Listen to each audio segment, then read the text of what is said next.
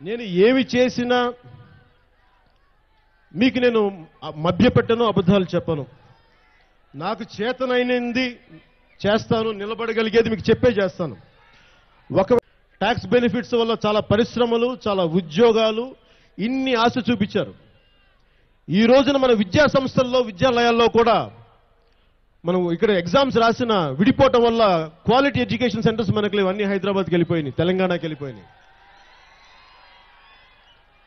వీటన్నిటిని ఎలా కాంపెన్సేట్ చేస్తారని ఒక్కరోజు కూడా మాట్లాడాల, ఎవరు చేయలే.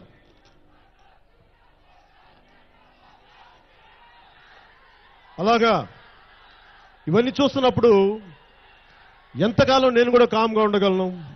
గత 2 సంవత్సరాల్లో నేను అన్ని సందర్భాలు చెప్తానే ఉన్నా. గెలుపొందిన ఎంపీలు ఉన్నారు, రాష్ట్రానికి ముఖ్యమంత్రి గారు ఉన్నారు, మంత్రులు ఉన్నారు, ఎమ్మెల్యేస్ ఉన్నారు. వారందరూ ప్రజల బీజేపీ నాయకులు ఉన్నారు, బీజేపీ మంత్రులు ఉన్నారు, బీజేపీ ఎమ్మెల్యేలు ఉన్నారు. ఇక్కడి నుంచి గెలుపొందిన బీజేపీ పార్లమెంట్ సభ్యులు ఉన్నారు, తెలుగుదేశం పార్లమెంట్ సభ్యులు ఉన్నారు, మిగతా ప్రతిపక్ష పార్టీ సభ్యులు అందరూ కలిసి పార్లమెంట్లో మన గురించి పోరాటం చేస్తారనుకుంటే, వాళ్ళ పోరాటం చేస్తుంటే వాళ్ళు అడిగేది చూస్తుంటే నాకు ఏం గుర్తొస్తుందంటే, మళ్ళీ గతంలో కాంగ్రెస్ పార్టీ చేసిన ఎంపీలు చేసిన తప్పే మళ్ళీ వీళ్ళు చేస్తారు, అలాగే అడుగుతున్నారు. అందరూ గడిగో మాట మాట్లాడతారు. ఒకప్పుడు కాంగ్రెస్ ఎంపీలు madam madam madam please madam madam madam madam please madam ఎట్లాగైనా కొంచెం ప్లీజ్ మేడం అని.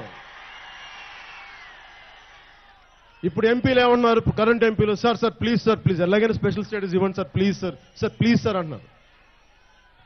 దీనివల్ల స్పెషల్ స్టేటస్ ఇవ్వట్లేదే, స్పెషల్ స్టేటస్ అసలు కనీసం మనసులో కూడా ఎక్కట్లేదే.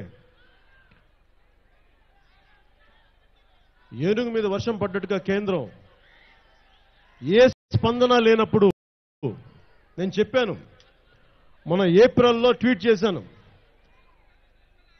పార్లమెంటు సభ్యులు దీనికి ముందుకు తీసుకెళ్లలేని పక్షంలో రోడ్ల మీదకి వచ్చి ఉద్యమాలు చేయాల్సి వచ్చిన పరిస్థితులు తేకండి అని చెప్పాను.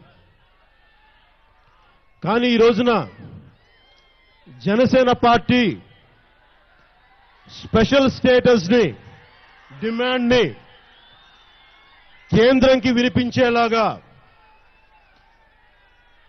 పోరాటం ముందుకు చేయడానికి, ముందుకు తీసుకెళ్లడానికి జనసేన పార్టీ సభ్యులు మీ అందరి తరపున నేను నిర్ణయించుకున్నాను.